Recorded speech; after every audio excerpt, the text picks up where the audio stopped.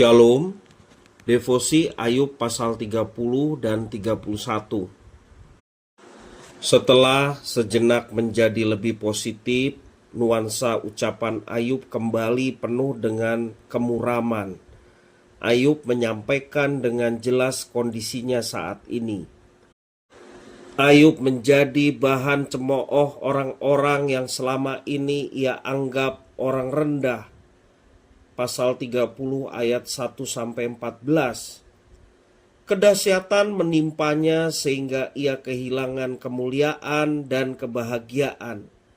Jiwanya hancur dan hari-hari kesengsaraan mencekamnya.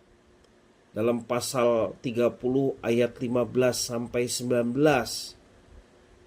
Bahkan hal yang paling mengerikan adalah Ayub merasakan bahwa ia sedang ditinggal Tuhan. Pasal 30 ayat 20-31 menjelaskan demikian. Inilah penderitaan yang paling tragis. Di hadapan Tuhan Allah, Ayub mencari keadilan.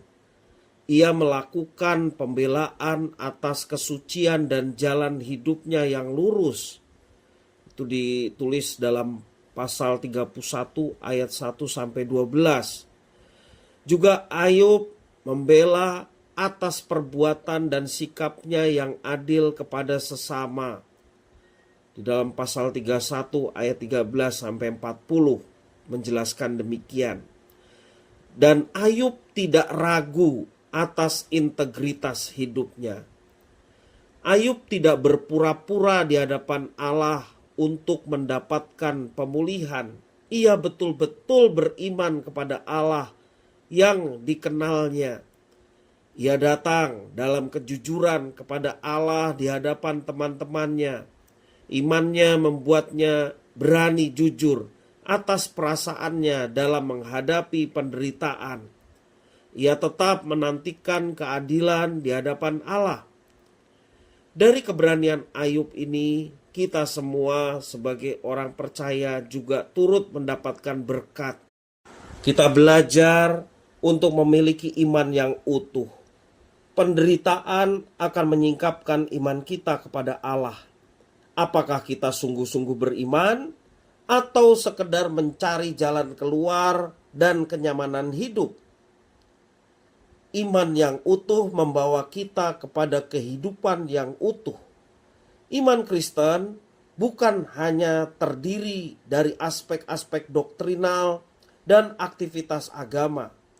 Iman Kristen adalah iman yang mengubahkan semua aspek hidup.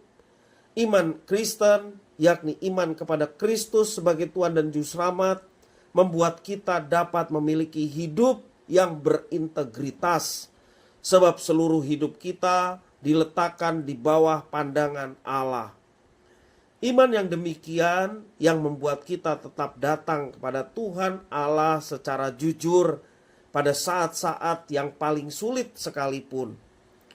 Kita juga belajar dari Yesus, junjungan dan Tuhan kita dalam menantikan Bapa di surga.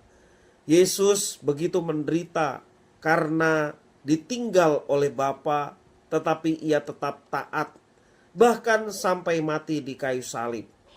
Pada saat kita menantikan Tuhan, kiranya kita taat sepenuhnya kepada kehendak Tuhan, sehingga kita boleh melihat rancangan yang luar biasa yang Tuhan mau nyatakan dalam hidup kita.